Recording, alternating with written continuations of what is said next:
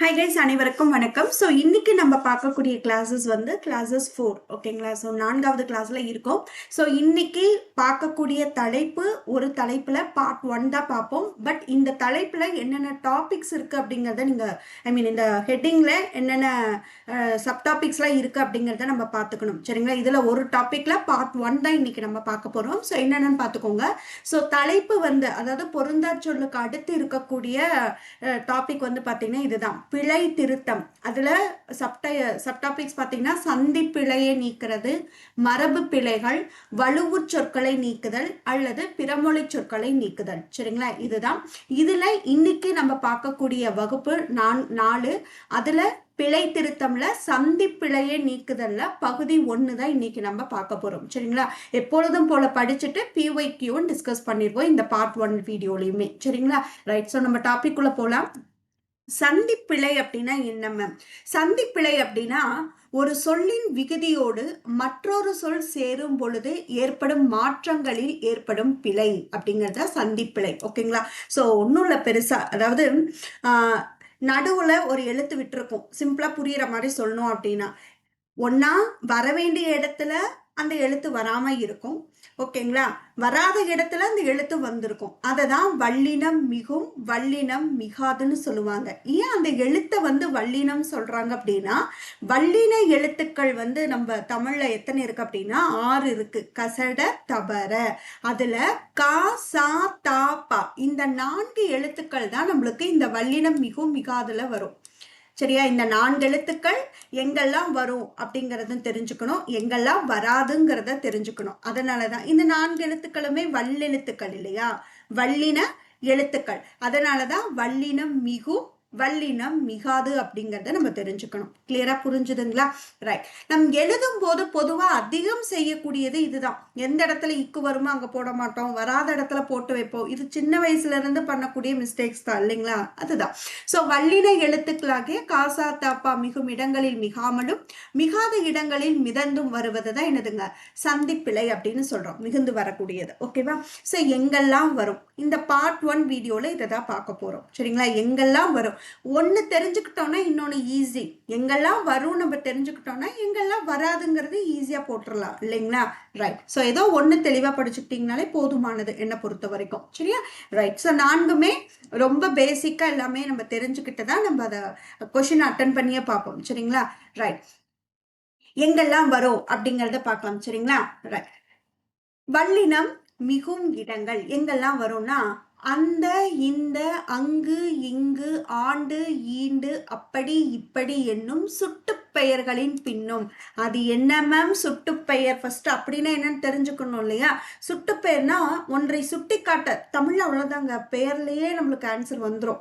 ஒன்றை சுட்டி காட்ட பயன்படுத்தக்கூடிய எழுத்துக்கள் சுட்டு பெயர்கள்னு சொல்லுவாங்க. இப்போ நம்ம அருகில் இருக்கிறத சுட்டி காட்டுறதுக்கு வந்து என்ன பயன்படுத்துவாங்க அப்படின்னா, ஈ, இங்கு, இந்த இந்த மொபைல் இல்லையா? ஸோ இந்த ஃபோனு, அதே மாதிரி எங்கிட்ட இருக்கக்கூடிய என் பக்கத்தில் என் அருகில் இருக்கக்கூடியது எல்லாமே. இப்போ என் பக்கத்தில் யாராவது ஒரு பையன் இருக்காங்க, பொண்ணு இருக்காங்கன்னா இந்த பையன் இந்த பொண்ணு அப்படின்னு சொல்லுவேன், இந்த பெண்.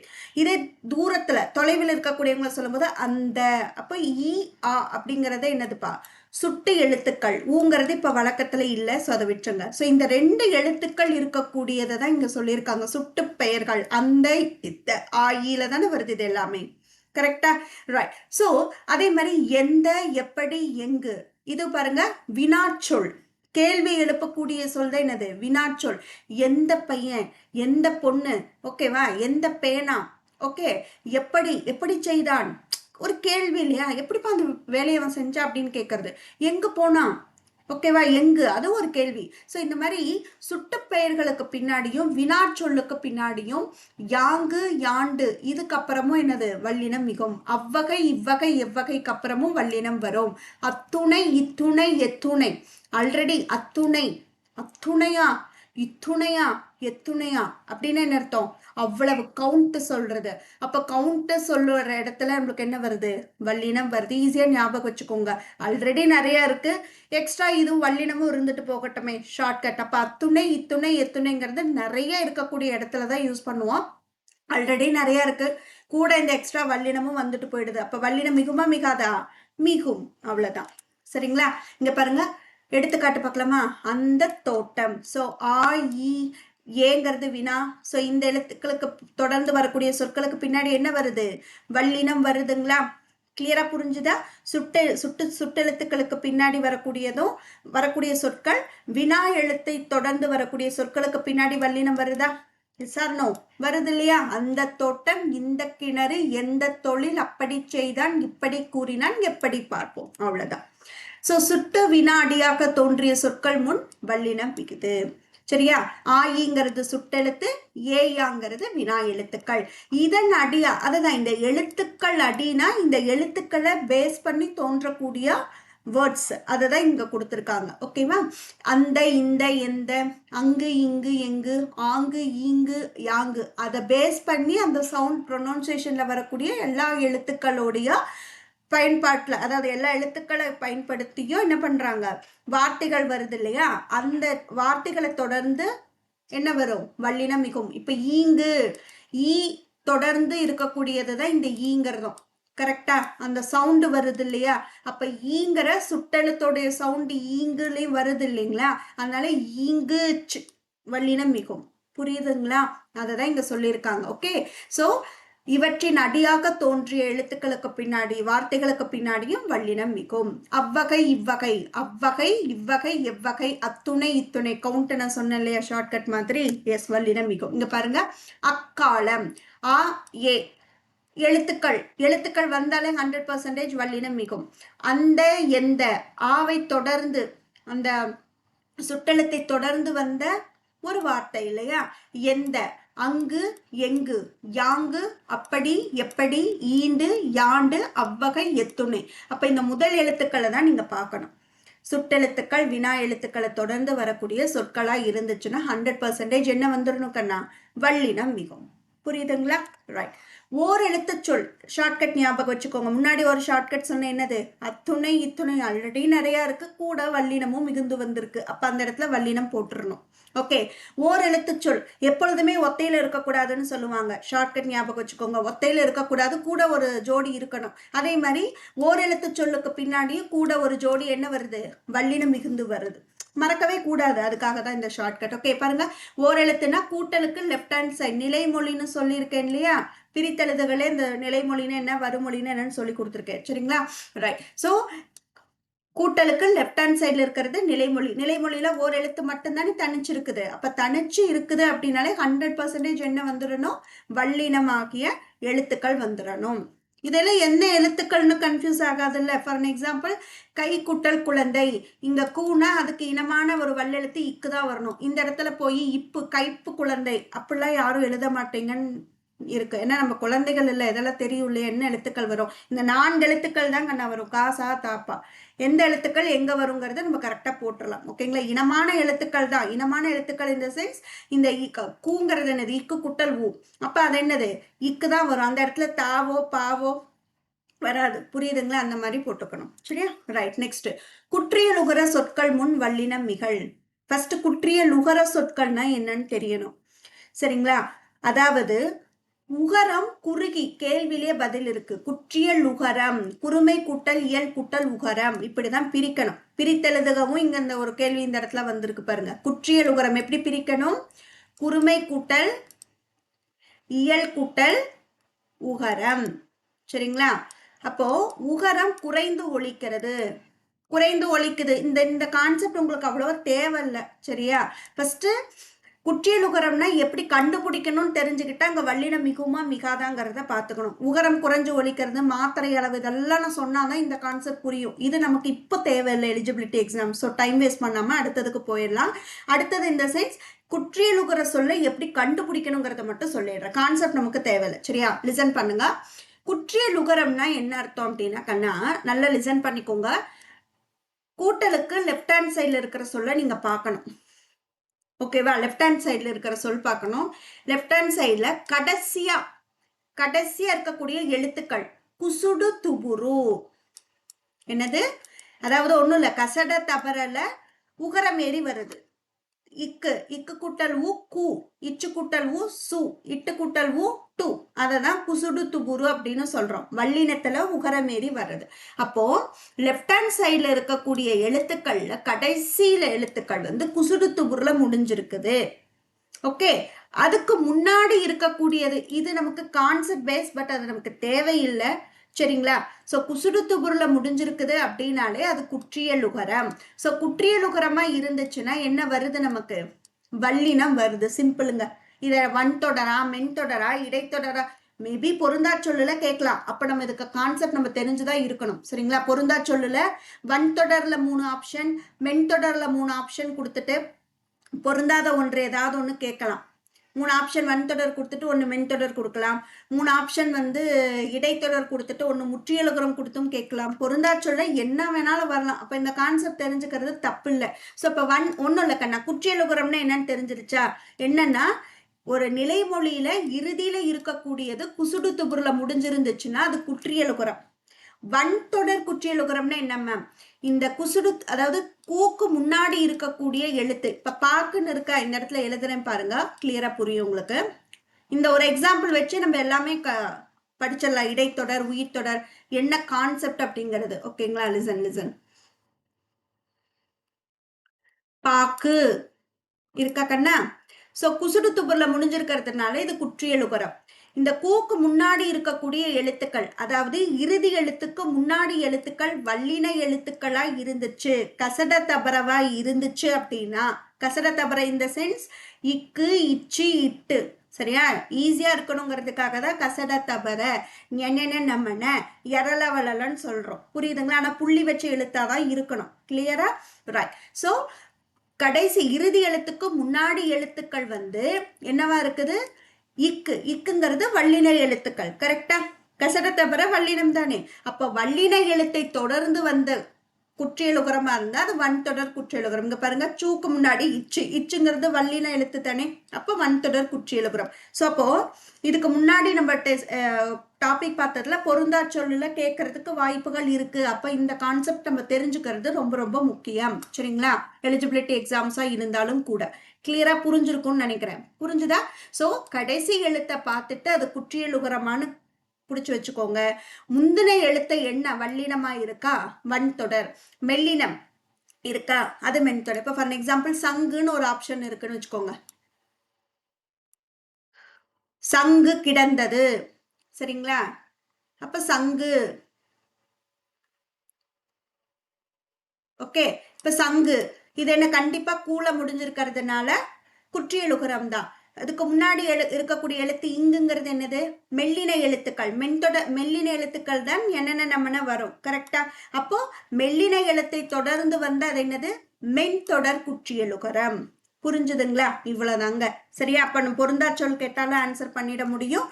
குற்றியலுகரமா இருந்துச்சுனாலே அங்க வள்ளெழுத்து மிகும், வல்லின மிகும். சந்திப்பிழைகள்ல அதையும் நம்ம கவனத்துல எடுத்துக்கணும். சரியா? நெக்ஸ்ட் மென்தொடர். இப்ப இதை பாருங்க, குசுடு துபுர்ல முடிஞ்சிருக்கு. ஸோ 100% குற்றியலுகரம். என்ன குற்றியலுகரம்னு பார்க்கணும்னா இதுக்கு முன்னாடி இருக்கக்கூடிய எழுத்து மெல்லின எழுத்துக்களா இருக்குது. அப்ப அந்த என்னது?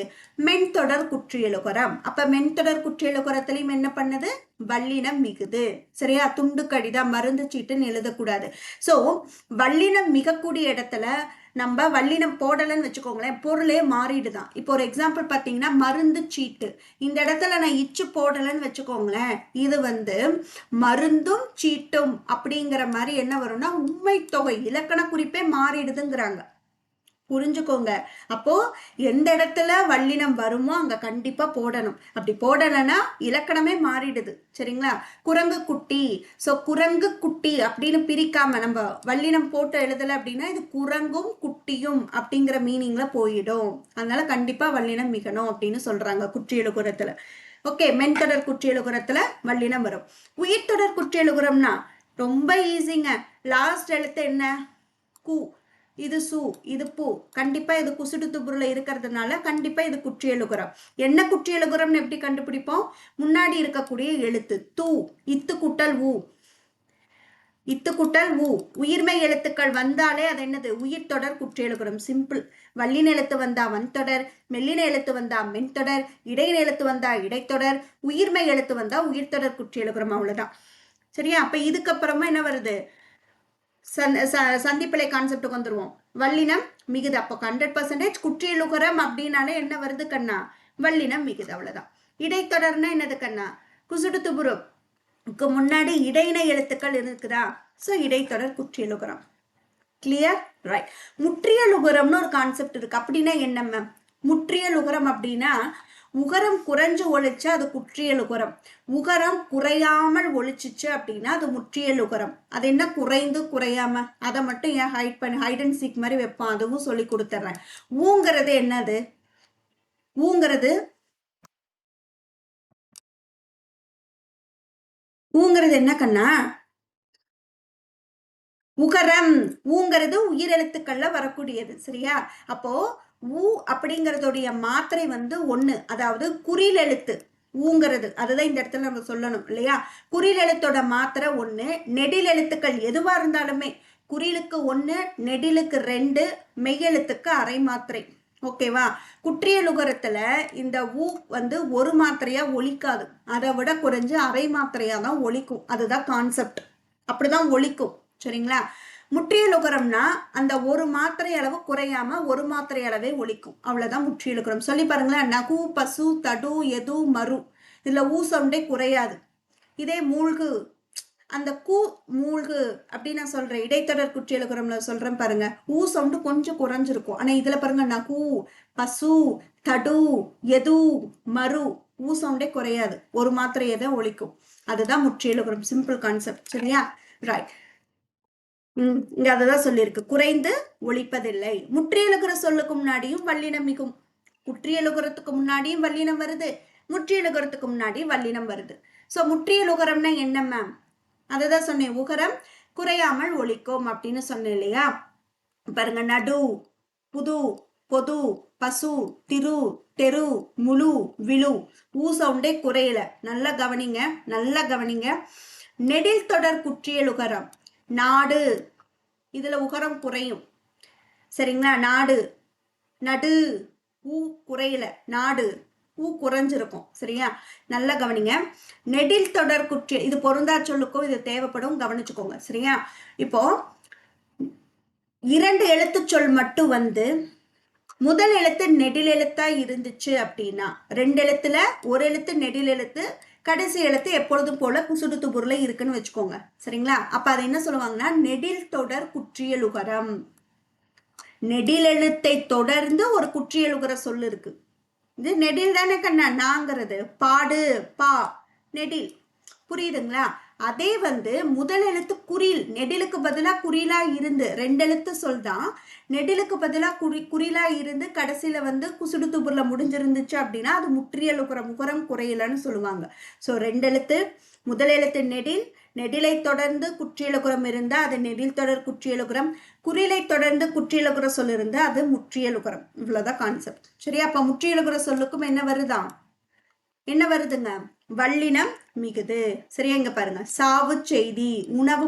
இங்க பாருங்க.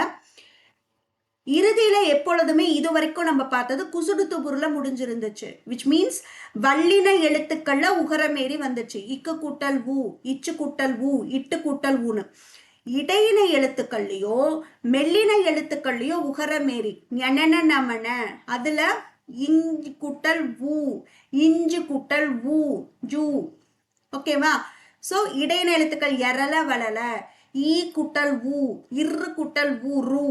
புரியுதுங்களா? அப்போ குசுடு துபுருக்கு பதிலா மெல்லினத்துல உகரமோ இடையினத்துல உகரம் ஏறி வந்தாலும் அது 100% முற்றியலுகரம். அப்ப அதுக்கு முன்னாடி இருக்கக்கூடியது உயிர்மை எழுத்தா இடையின எழுத்தான்னு நம்ம பார்க்கவே வேணாம். இப்ப பாருங்களேன். தேர்வு, இது என்ன? இப்போ பொருந்தா சொல் கான்செப்டுக்கு வரேன். இப்ப தேர்வு கொடுத்துட்டாங்க. நீங்க குசுடு துபுர்ல முடியுதான்னு பார்க்காமயே இரு, இடையின எழுத்து போடுற இடைத்தொடர் குற்றியலுகரம் தான் இதுன்னு போட்டீங்கன்னா ஆன்சர் தப்பு. ஏன்? இறுதியில குசுடு துபுர்ல முடியல இல்லையா? எரல வளல, இது என்னது? இவ்வு குட்டல் ஊ, இடைத்தொடர் குற்றியலுகர. இது கரெக்டா? சரி. இடையின எழுத்துக்கள்ல உகரமேறி வருது. கிளியரா புரிஞ்சுதா? சோ கடைசியில குசுடு துபுர்ல முடியாம மெல்லின எழுத்துக்கள்லயும் இடையின எழுத்துக்கள்லயும் உகரமேறி வந்துச்சுன்னா அது 100% முற்றியலுகரம். அப்ப தேர்வுங்கிறது முற்றியலுகரம். புரிஞ்சுதா? புரிஞ்சுது இல்லைங்களா? ஸோ அப்போ கடைசியில் இருக்கக்கூடியது குசுடுத்து புருவான்னு பார்த்துட்டு அதுக்கு முன்னாடி இருக்கக்கூடிய எழுத்துக்களை பாருங்க. அது என்ன தொடர்ந்து வர குற்றியலுகரம்னு கண்டுபிடிச்சுக்கலாம். 2 எழுத்து சொல்ல இருந்தா முதல் எழுத்து நெடிலா இருந்துச்சுன்னா நெடில் தொடர், முதல் எழுத்து குறிலா இருந்ததுன்னா அது முற்றியலுகரம். ஓகே, ஸோ கடைசியில குசுடு துபுருல முடியாம இடைத்தொடர் மென்தொடர்ல உகரமேறி வந்துச்சுன்னா அது 100% முற்றியலுகரம். கிளியரா புரிஞ்சுச்சா? பொருந்தா சொல்லுக்கு. ஸோ இப்போ கம்மிங் டு த சந்திப்பிழை. இந்த வல்லினம் மிக இடங்கள்ல குற்றியலுகரமா இருந்தாலும் சரி முற்றியலுகரமா இருந்தாலும் சரி வல்லினம் வரும். கிளியரா புரிஞ்சுச்சா? நெக்ஸ்ட், வேற்றுமை புணர்ச்சியில வல்லினம் மிகிறது. வேற்றுமைனா என்னதுங்க? ஐயாளுக்கும் இன்னது கண். சும்மா இது கான்செப்ட் பேஸ் மட்டும் பார்த்துக்கலாம். அந்த வேற்றுமை தொகையெல்லாம் நம்ம படிக்கணும்னு அவசியம் இல்லை. சரிங்களா? ரைட். கனி தின்றான், கனியை தின்றான். இதை விரிச்சு எழுதும் போது அப்ப ஐங்கிற உருபு மறைஞ்சு வருதா? மறைஞ்சு வர்றதுதான் வேற்றுமை உருபுகளை. வேற்றுமை தொகை அப்படின்னாலே தொகைனாலே மறைஞ்சு வரணும். ஐ மறைஞ்சு வரும், ஆள் மறைஞ்சு வரும், கூ மறைஞ்சு வரும். ஓகே, அது மறைஞ்சு வரும். வெளிப்பட்டு வந்ததுன்னா அது தொகா நிலைன்னு சொல்லுவாங்க. வேற்றுமை விரினா வெளிப்படையா வரும், தொகைனா மறைஞ்சு வரும். சரிங்களா? இப்போ கனி தின்றான், கனியை தின்றான், ஐ மறைஞ்சு வருதா? அதை விரிச்சு எழுதும் போது கனியை தின்றான் வல்லினம் போட்டுதான் எழுதணும். புரியுதுங்களா? புரியுதா? அதே மாதிரி தயிர் குடம், இது பாருங்களேன், தயிர் குடம் தான் எழுதணும், வெறும் தயிர் குடம்னு எழுதக்கூடாது. இது என்னன்னா தயிரை உடைய குடம்னு அர்த்தம். ஒரு குடத்துல தயிர் இருக்கு, அதான் இதோட மீனிங்காவே நம்ம படிப்போமே. ஒரு குடம் எதை கொண்டு இருக்குது? தயிரை உடைய குடம். கரெக்டா? அப்ப இரண்டாம் வேற்றுமை உருபு கூட எக்ஸ்ட்ரா ஒரு வேர்டு வர்றத இரண்டாம் வேற்றுமை உருபும் பயணமுடன் தக்க தொகை. இந்த கான்செப்ட்லாம் போனோம்னா இன்னும் டீட்டெயில்டா போகணும், நமக்கு அது தேவையில்லை. ஒண்ணு தெரிஞ்சுக்கோங்க, வேற்றுமை உருபு பயணமுடன் தக்க தொகைனா இரண்டாம் வேற்றுமை உருபுனா இரண்டாம் வேற்றுமை உருபு என்னது? ஐ. இது கூட எக்ஸ்ட்ரா ஒரு வேர்டு வருது அப்படின்னா அதுதான் வேற்றுமை உருபும் பயணமுடன் தக்க தொகை.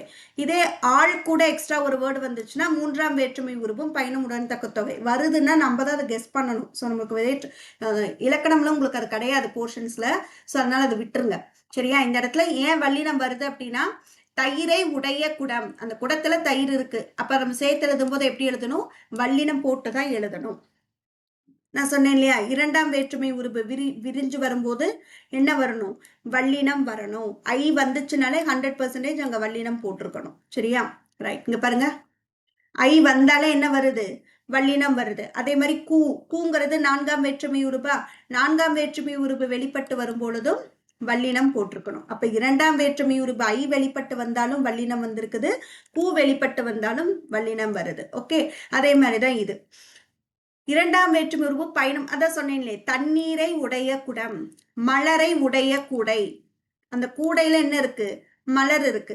குடத்துல என்ன இருக்கு? தண்ணீர் இருக்கு. அப்போ இரண்டாம் வேற்றுமை உருபு ஐ கூட எக்ஸ்ட்ரா ஒரு வேர்டு வருது இல்லையா, அதுதான் உருபும் பயனும் உடன் தக்க தொகைன்னு போடுறாங்க. ஸோ இந்த இடத்துல தண்ணீர் குடம் மலர் கூடை தான் எழுதணும், இக்கு போடாம எழுதணும்னா அது தப்பு. சரியா? அதே மாதிரி இது பாருங்க, மூன்றாம் வேற்றுமை உருவும் பயனும் உடன் தக்க தொகை. மூன்றாம் வேற்றுமை உருவுன்னு என்னது? ஆளு. ஆள் கூட எக்ஸ்ட்ரா ஒரு வேர்டு வந்திருக்கா சொல்லும் போது அப்படின்னா அது பயனும் உடன்தக்க தொகைன்னு சொல்லும். மரத்தால் ஆன பெட்டி, அந்த பெட்டி எதால செஞ்சிருக்காங்க? மரத்தால செஞ்சிருக்காங்க. அப்ப மரம்ங்கிறது என்னது? மூன்றாம் வேற்றுமை உருவு. அது கூட ஆனங்கிற ஒரு எக்ஸ்ட்ரா வேர்டு வருதா, அதுதான் பயனும் உடன்தக்க தொகை. சரிங்களா? அப்ப இந்த இடத்துலயும் வல்லினம் வரணும். இரும்பு சாவி, இரும்பால் ஆன சாவி. அந்த சாவி எதால செஞ்சிருக்காங்களா? இரும்பால செஞ்சிருக்காங்க. அப்படித்தானே நம்ம பேச்சு வழக்குல சொல்றோம். அப்ப ஆளுங்கிறது மூன்றாம் வேற்றுமை உருவு, அது கூட எக்ஸ்ட்ரா ஒரு ஃபிட்டிங் வர்றதுனால அது மூன்றாம் வேற்றுமை உருவும் பயனும் உடன்தக்க தொகைன்னு சொல்றாங்க. எஸ், ஸோ அதுலயும் என்ன வருது? வல்லினம் வருது. ஆறாம் வேற்றுமை தொகை. ஆறாம் வேற்றுமை தொகை என்னது? ஆறாம் வேற்றுமையோட உருவு என்னது? அது. ஸோ இந்த இடத்துலயும் வல்லினம் வரும். குதிரை அது கால், அதுங்கிற உருவு மறைஞ்சு வந்திருக்குது. ஸோ அப்போ குதிரை கால்னு சொல்லக்கூடாது, குதிரை கால். ஏன் இந்த இடத்துல வல்லினம் வருதுன்னா இது ஆறாம் வேற்றுமை தொகை. ஸோ கண்டிப்பா அங்க வல்லினம் வரும். அப்ப இரண்டாம் வேற்றுமை நான்காம் வேற்றுமை வெளிப்பட்டு வரும்பொழுது ஐயும் கூவும் வெளிப்பட்டு வரும்போது வல்லினம் வரும். இந்த உருவும் பயனும் உடன்தக்க தொகைன்னு சொன்னேன் இல்லையா, ஐ உருவு கூட எக்ஸ்ட்ரா ஒரு வேர்டு, ஆள் உருவு கூட எக்ஸ்ட்ரா ஒரு வேர்டு, அந்த மாதிரி வந்தாலும் வல்லினம் வருது. ஆறாம் வேற்றுமை தொகை அப்படின்னா அது மறைஞ்சு வரக்கூடிய இடத்துலயும் வல்லினம் வரும். சரியா? ஆய் போய், இது வினையச்சம். ஆல்ரெடி பெயரச்சம் வினையச்சம் நம்ம சொல்லியிருக்கோம். கரெக்டா பிரித்தெழுதுகளை சொன்னேன்னு நினைக்கிறேன் இல்லையா? பொருந்தா சொல்ல சொன்னேன். கரெக்ட் கரெக்ட், பொருந்தா சொல்லல. ஸோ அதனால வினையெச்சம்னு என்னது? எச்சம் வினையை கொண்டு முடிஞ்சிச்சுன்னா அது வினையெச்சம் அப்படின்னு சொல்லுவோம். சரிங்களா? ரைட். ஸோ நன்றாய் சொன்னாய், இது அதாவது ஆய், இது போய், இது ரெண்டுமே என்னதுன்னா வினையெச்சம். சரிங்களா? இதை தொடர்ந்து என்ன போடணும்? வல்லினம் போடணும். வல்லெழுத்து கண்டிப்பா மிகுந்து வரும்னு சொல்றாங்க. ஆய் போய்ங்கிறது ஒரு எச்சம், அதுவும் வினையெச்சம். இதுக்கு பின்னாடி வல்லினம் வரும். இடை உரிச்சொல். இடை உரிச்சொல் பத்தி ஆல்ரெடி படிச்சோம்ல. சால தவ நனி கடி, அதாவது மிகுதிப்படுத்தி சொல்றதுன்னு சொன்னோம் இல்லையா? அப்புறம் இடையில பயன்படுத்தக்கூடிய சொற்கள், இந்த 2 சொற்களுக்கு பின்னாடியும் வல்லினம் போடணும். சரிங்களா? இனி காண்போம். சாலச் சிறந்தது சொல்லும் போதே இது வந்துடும். தவ பெரியது தனிச்சொல், ஆல்ரெடி இது படிச்சிட்டோம். ஓரெழுத்து சொல். ஓகேங்களா? தனிச்சு வரும்போது கண்டிப்பா அதுக்கு கூட ஒரு துணை வேணும்னு படிச்சோம். ஈறுகட்ட எதிர்மறை பெயரச்சம் அப்படின்னா என்ன மேம்? ஈறுகட்ட அப்படின்னா ஈற்றெழுத்து நெடிலெழுத்தா இருக்கணும். இது ரூல்ஸ். ஈற்றெழுத்து இதை எப்படி பிரிப்பீங்க? ஓடா கூட்டல் புலி. ஸோ கூட்டலுக்கு லெப்ட் ஹேண்ட் சைடு தான் எப்பொழுதுமே பார்ப்போம் இல்லையா? ஸோ ஈற்றெழுத்து நெடிலெழுத்தா இருந்து அதுதான் ஈறுகெட்டு.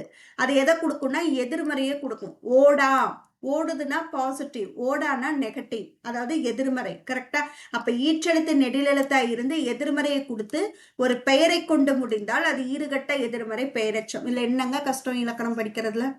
ஈறு கெட்டிருக்குன்னா குறியில் இல்லாம நெடில், எதிர்மறைனா ஓடா, ஓடல, பெயரச்சம் ஒரு அதாவது பெயரை கொண்டு முடிந்தா அதுதான் ஈறுகட்ட எதிர்மறை பெயரச்சம். வளையாச்சொல், ஈற்றெழுத்து நெடில், வளையா எதிர்மறை, வளையுதுன்னா பாசிட்டிவ், வளையாதுன்னா எதிர்மறை. சொல்லுங்கிறது ஒரு பெயர். கரெக்டா? சொல், வேர்டு இல்லையா? அப்போ வளையாச்சொல். அப்ப இது என்னது? ஈறுகட்ட எதிர்மறை பெயரச்சம். அதுல என்ன வருது? வல்லினம் வருது. குற்றியலுகுரம் ஆல்ரெடி படிச்சிட்டோம், முற்றியலுகுரம் படிச்சிட்டோம் இல்லையா? அடுத்து உயிரீற்று சொற்கள் பின் வல்லினம் மிகும். அது என்னமா உயிரீற்று? பிரிச்சு பாருங்க. மலை கூட்டல் காலம்.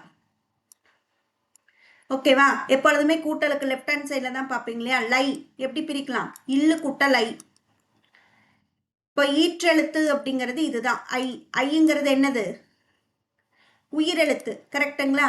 அப்ப ஈற்றெழுத்து இந்த மாதிரி பிரிக்கும் பொழுது உயிரெழுத்து இருந்துச்சு அப்படின்னா அங்க கண்டிப்பா வல்லினம் மிகும். அப்படின்னா என்ன அர்த்தம்னா நிலைமொழியோட இறுதி எழுத்து உயிர்மை எழுத்தா இருந்துச்சுன்னா அது 100% வல்லினம் வரும்.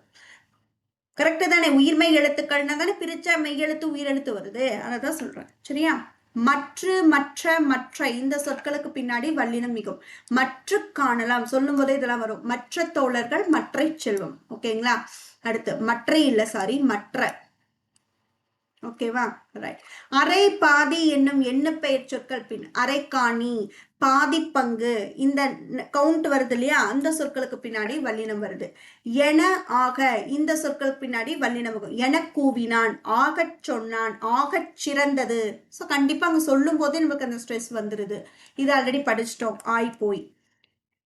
இது படிச்சோம் இல்லையா? நிலைமொழி ஈற்றில் உயிரெழுத்து நிக்குது. வருமொழி முதல்ல வல்லினம் மிகும். அதான் சொன்னேன் இல்லையா? நிலைமொழியோட ஈற்றெழுத்து உயிர்மை எழுத்தா இருந்துச்சு அப்படின்னாலே கண்டிப்பா வல்லினம் வரும். சரியா? அகர ஈற்று வினையெச்சம். இங்க பாருங்க, வினையெச்சம்னா ஊலதான் முடியணும் அப்படிங்கிற கான்செப்ட் கிடையாதுங்க. எச்சம் பெயரை கொண்டு முடிந்தால் பெயரச்சம், வினையை கொண்டு முடிந்தால் வினையெச்சம், அவ்வளவுதான். சரியா? இங்க பாருங்க, தேட சொன்னால் இது எச்சம் தான். ஆனா சொன்னாலுங்கிறது ஒரு வினை. அப்ப இது 100% வினையெச்சம் தான். ஓகே, பெயரச்சம்னு போட்டக்கூடாது. என கூறு, இதுவும் அதே மாதிரிதான்.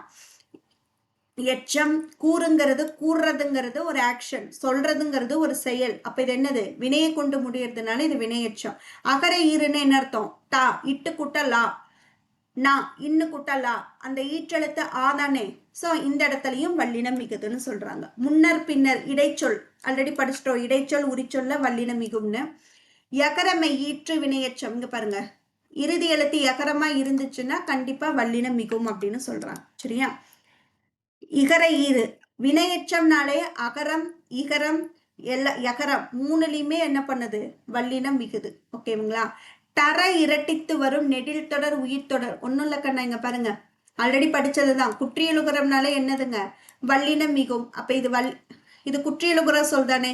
ஸோ அதை தான் இங்க கொஞ்சம் டிஃப்ரெண்டா தர ஒற்று இதெல்லாம் நான் சொல்லணும்னா இது கான்செப்ட் போகணும், ஒரு 10 நிமிஷம் ஆகும், நமக்கு தேவையில்லை.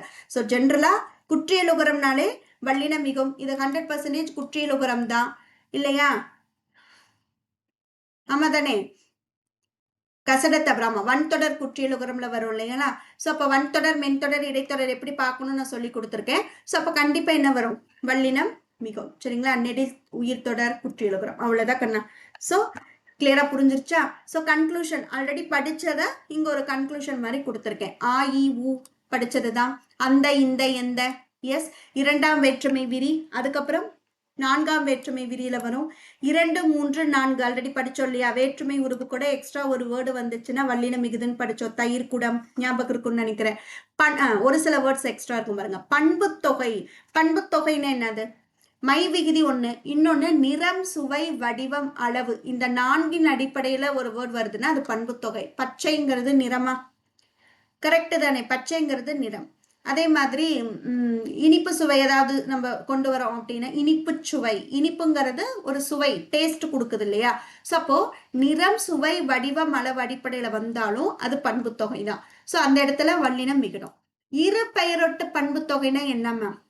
ஒன்றும் இல்லை, பொது பெயர் சிறப்பு பெயர்னு தமிழ்ல சொல்லுவோம். பொது பெயர்னா காமனா இருக்கக்கூடிய பெயர். இப்ப பாம்பு, எத்தனையோ டைப்ஸ் வகை பாம்பு நம்ம நாட்டுல இருக்கு. கரெக்டா? உலகத்துல இருக்கு. கரெக்ட்? அது பொதுவான பெயர். பாம்புக்கு பொதுவா பாம்புன்னு சொல்லிடுவோம். என்ன வகை பாம்பு அப்படின்னு ஒரு சிறப்பா சொல்றோம்ல, சாரப்பாம்பு, நாகப்பாம்பு, பச்சைப்பாம்பு, அந்த மாதிரி ஏகப்பட்ட பாம்பு இருக்கு இல்லையா? அந்த பெயர் குறிப்பிட்டு சொல்றோம் இல்லையா? அது சிறப்பு பெயர். இப்ப பூங்கிறது எல்லா வகை பூவையும் பொதுவா பூன்னு சொல்லிடுவோம். அது என்ன பூன்னு சிறப்பித்து சொல்றோம்ல, மல்லிகையா, ரோஜாவா, முல்லையா, செண்பகமா, தாமரையா, அள்ளி, இந்த மாதிரி பூ பெயர்களை வந்து சிறப்பித்து சொல்றோம் இல்லையா? அது சிறப்பு பெயர். இப்ப புரிஞ்சுதா? பொது பெயர்னு என்ன, சிறப்பு பெயர்னு என்னன்னு? எஸ். அப்போ எப்பொழுதுமே சிறப்பு பெயர் முன்னாடி வரும், கூட்டலுக்கு லெஃப்ட் ஹேண்ட் சைட். பொதுவான பெயர் லாஸ்ட்ல வரும். அப்படி வந்துச்சுன்னா அது இருபெயரொட்டு பண்பு தொகை. புரியுதுங்களா? இதுக்கு நடுவுல வல்லினம் வரும். உவமை தொகை ஏற்கனவே படிச்சிருக்கோம். ஓமை தொகை பொருந்தாததல்ல இல்லையா? மலர் போல கண் இருக்குது, தாமரை போல கை இருக்குது. அப்ப அந்த இடத்துல என்ன வருது? வல்லினம் வரும். ஆல்ரெடி இது படிச்சதுதான். குற்றியலுகரம் படிச்சுட்டோம். முற்றியலுகரத்துக்கு பின்னாடியும் வல்லினம் வரும்னு படிச்சுட்டோம். உரிச்சொல் படிச்சுட்டோம். இடைச்சொல் படிச்சுட்டோம்.